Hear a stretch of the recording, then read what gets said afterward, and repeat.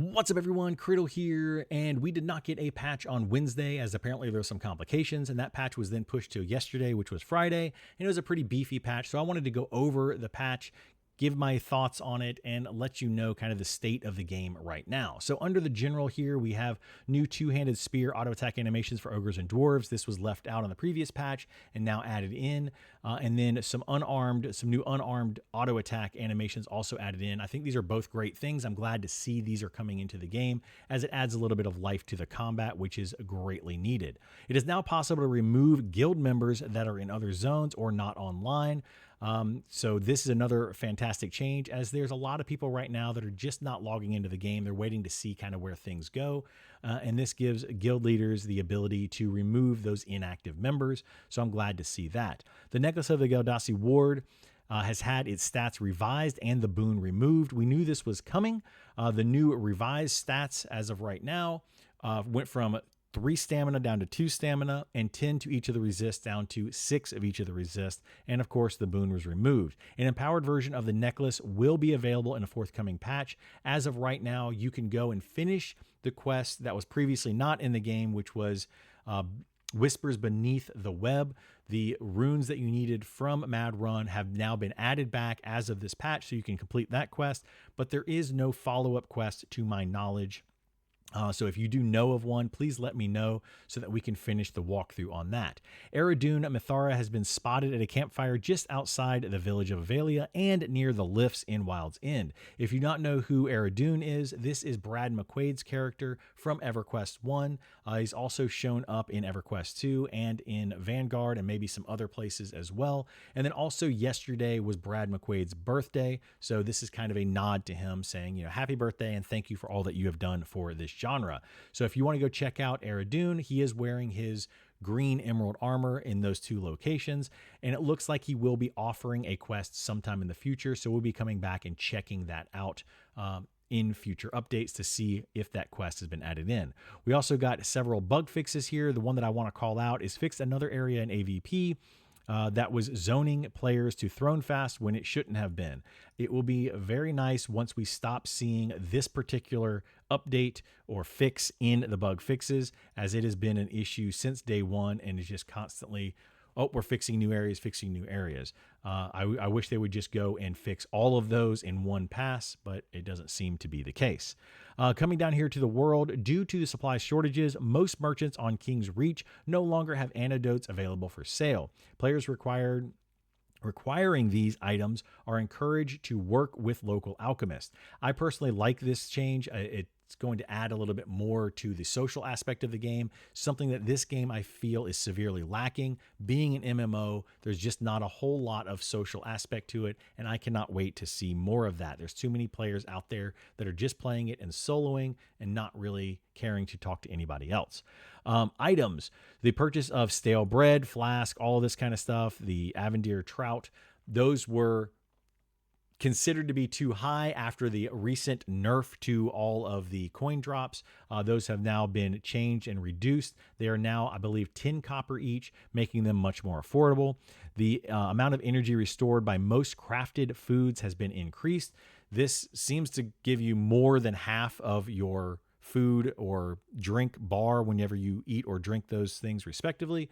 If you are keeping up with your buffs from your food or drink, you'll never have to worry about going hungry or thirsty again, as they pretty much fill up most of your bar. Also, the Boots of Escape are now usable by druids. I wanted to call this out because I believe this was just omitted from previously when the Boots of Escape were in the game. Druids were not in the game at that time. So when they added in the druids, they just didn't go back and add this. So I'm glad that they added that as they're leather boots and druids should be able to wear those. We got some crafting changes here. Not a big deal. The Blood Lich now heals himself rather than his target. I believe this was a change that happened during the Houndier Cave update, and it just made the Blood Lich now heal its target. This only reason I'm calling this out is because if you're going to kill the Blood Lich, trying to get that ring that everybody wants to turn you into a rat, it might make the Blood Lich a little bit more difficult now, so just be aware of that. We got some class changes, and I want to go over these, but I want to skip these for right now because this is a major point of this patch. Druid changes. The only thing I want to call out here is Herode's Flame. All ranks should now be much more reliable in terms of line of sight restrictions, and the casting distance reduced from 30 meters to 25 meters. Note that the tooltip still does say 30 meters, but it is actually 25 meters as far as the cast range. And then the line of sight restrictions that they're talking about here are basically non-existent. I was able to go completely behind a building as long as I was within 25 meters of my target. I was still able to heal them. So line of sight is not even an issue at all. So I just wanted to kind of make people aware of that. The next thing I want to talk about is down here with the wizard changes. So we have Fiery Gaze, Icy Outlook, and Thunderous Flow. These are new buffs. You can only have one up at a time, and they give you focus every 8 seconds for the different focus. So this one is Fiery Gaze, fire, Icy Outlook is ice, and then Thunderous Flow gives you focus for your shock.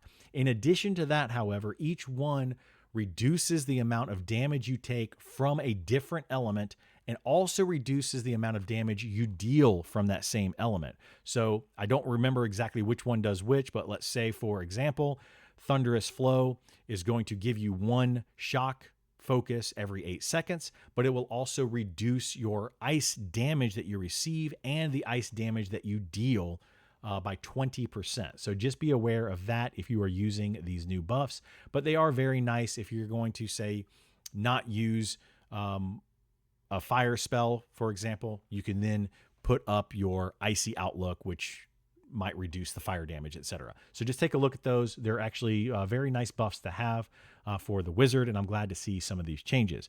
And then we have a huge section down here of Paladin changes, which I'm going to also discuss very briefly. I'm not going to go over every single detail, but I just want to kind of give a quick overview of those, and then some visual effects changes down here that you guys can take a look at. So coming back up here to the classes, this is something that I wanted to talk about because it's, in my opinion, a bit ridiculous that this even happened. And it's kind of a point of contention within the community versus the devs.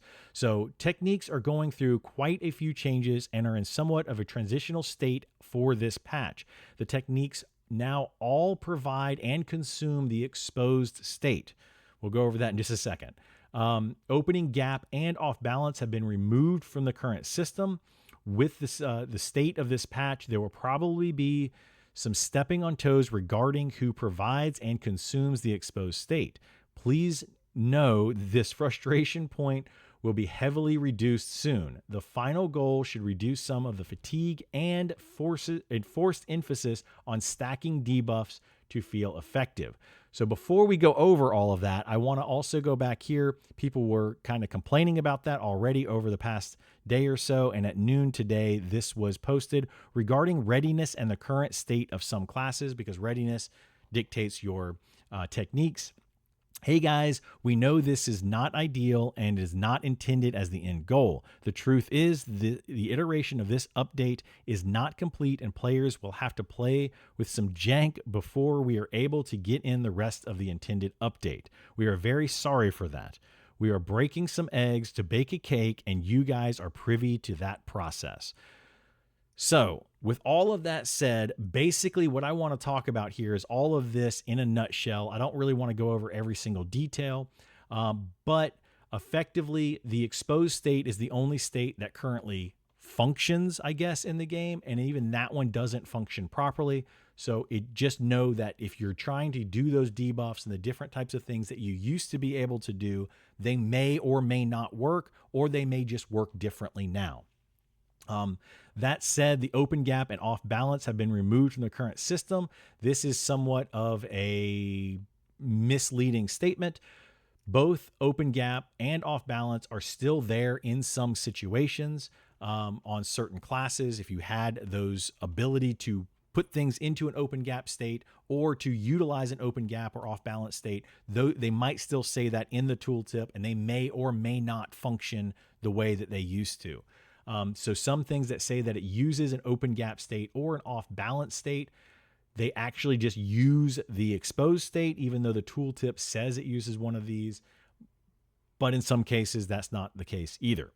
So just make sure you go and check all this. For example, I went and got on my wizard, and I used to be able to put something into an off-balance state and then throw a snowball at it and it would knock it down.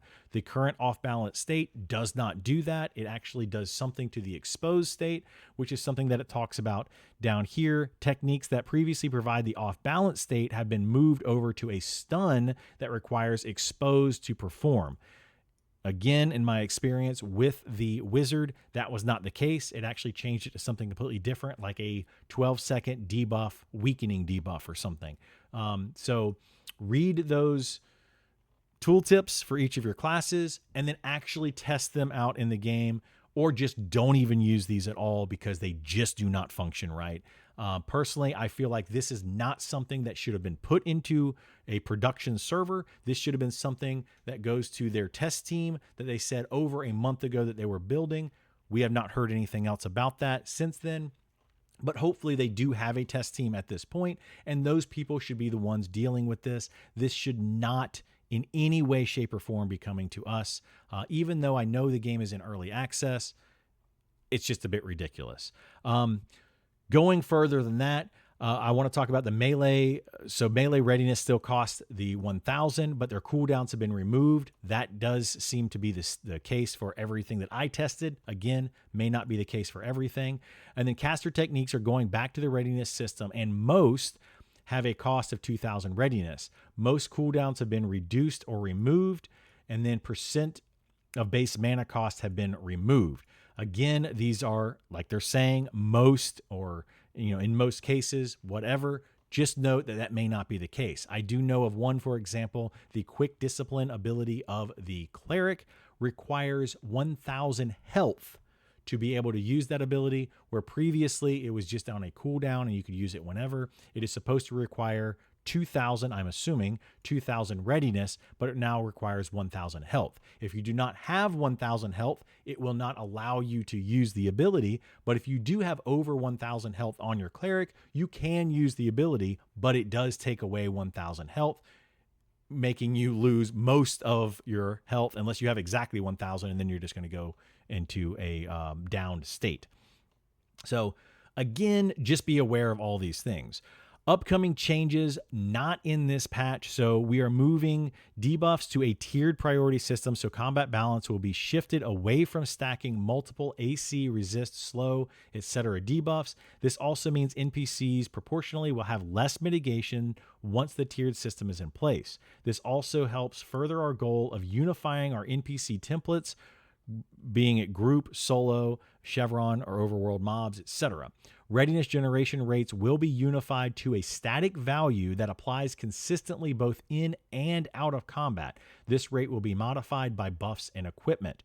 So currently, if you don't know, maybe you play a caster or something, to gain readiness, you have to melee auto attack an enemy, or be hit by an enemy, or be in combat and you gain readiness every 3 seconds. Those are based on the type of weapon that you are currently wielding, whether, it was a one-handed weapon or a two-handed weapon. It's 200 for a two-handed weapon or 130 for a one-handed weapon. So that's basically how it currently works. Just note, none of that is working as intended, and it will hopefully be fixed in a future update. I'm hoping next week, because it would be ridiculous to leave it in its current state, which is very janky, to say the least. If you come down here, players to play with some jank, it is more than some jank.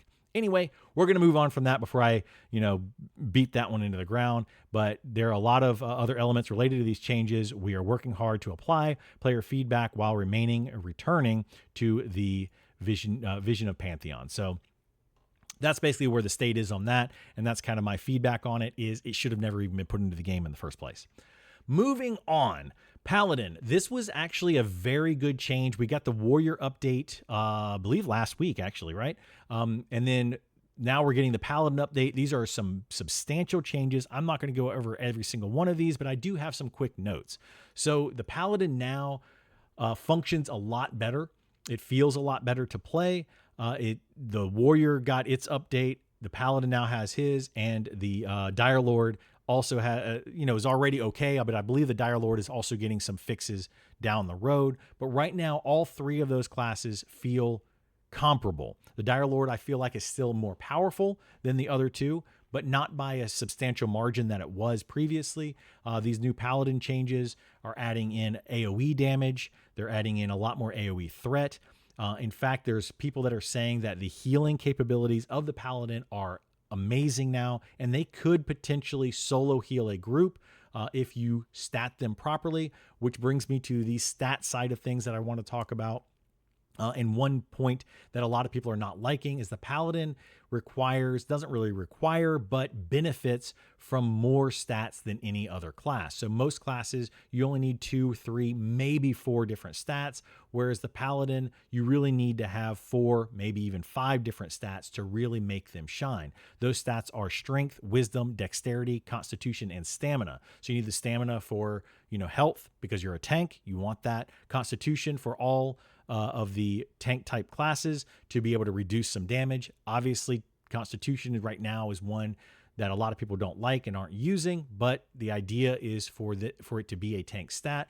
Strength, obviously, to do more damage with their melee attacks, plus some of these abilities for the Paladin require strength, or strength is one of the abilities or stats that increases the damage of them. Wisdom is another one that increases the damage or healing potential. And then dexterity also can increase the damage of some of their new abilities. So that is one thing that stands out to me that probably still needs to be tweaked. But like I said, they are much more powerful. They have a proc now that does divine damage, that does a lot more damage to undead enemies. So their undead potential is very high, even though there's very little undead content in the game right now. But their undead damage is very high, and their defense against undead also very high. Another thing that I want to call out is Paladins use right now Wrath, Readiness, Retribution, I think, or I forget what it is, Retaliate, whatever it was called. And then now they also got a fourth thing that they use, which is, if I can find it in here very quickly, I think it's Welling Wrath right here. So additionally, Shock line abilities will provide a stack of Welling Wrath. That gives you up to 5 stacks, and you get 2%, additional divine damage and healing up to 5 stacks. But not only that, is you have an ability down here that allows you to spin that. I believe it's called Unleash right here. So unleash your righteous rage, consuming all stacks of Welling Wrath to deal divine damage to enemies in a 120-degree arc in front of you. Damage from this ability scales with more stacks of Welling Wrath consumed, generates bonus threat, and deals additional damage against undead targets. So basically what I'm trying to get at here is Paladins are using 4 different things that they have to keep up with. And my personal opinion on this is we need to remove that. I think that we're getting way too involved in different things that everybody has to keep up with. Paladins are probably the worst, but you also have warriors who are trying to deal with readiness and their battle points. You have the Dire Lords that are using their essence plus their readiness. I just feel like, why can't we just take Paladins and give them mana and take away some of these other things and just let them use their abilities as needed? I feel like we're overcomplicating something that could be much more simple and much easier to play. That all said, overall, this class is a lot better. Another thing that I wanted to call out are some of these oaths and hymns. So the hymns have been converted to stances instead of utility. Huge change, very similar to the warrior change where the banners were now stances instead of under their utility, so you can actually have multiple of them up. And then these oaths are actually really nice now. So recite the Oath of Valor, granting your successful melee attacks a chance to heal you, which my understanding is this heal is actually pretty substantial. Recite the Oath of Wrath. So granting your successful melee attacks generate additional wrath, which is good because wrath was an issue, trying to build that up as well as all of your other things. So anyway, these changes are great. I will leave it to you if you are a paladin or care to go read through all of these little changes. But that is kind of my feedback on it, is it's a good direction we're going, but I think we need to minimize the different types of spenders or those kinds of things that we have. Anyway, that is it for this patch. Hopefully you found this video useful. If you did, please like, subscribe, follow. Always let me know down in the comments below your concerns, your thoughts on the game, where you're at. Are you enjoying the game still? Are you waiting to see how they fix it or how they change it? All of that kind of stuff. I love to hear it. Thanks for watching, and I will see you in the next one. Bye.